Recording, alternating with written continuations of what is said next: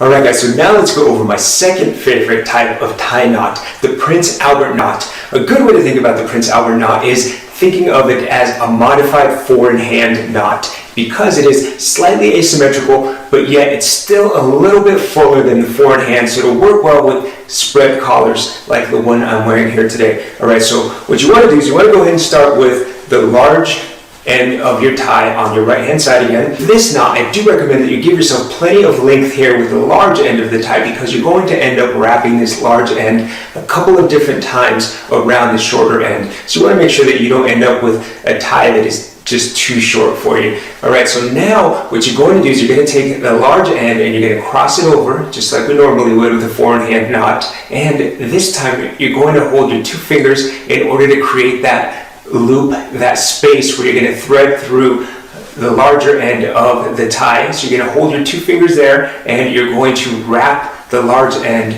once and twice around those two fingers there. So essentially what you've done is you've looped over those fingers twice and you've kept an opening there so that we can feed the large end of the tie through there. So what you need to do now is you're going to push the large end through the neck loop, the original loop that you created when you first crossed the two ends over the tie, and now you're going to take the large end of the tie and you're going to feed it and thread it down through that opening that you were creating with your two fingers, and go ahead and just pull it down. As you can see here, we're creating this nice asymmetrical loop. And again, remember, I do recommend hold your tie at a 90-degree angle, push the knot up, pull the bottom end of the tie out, and then just go ahead and tighten the knot if you need to.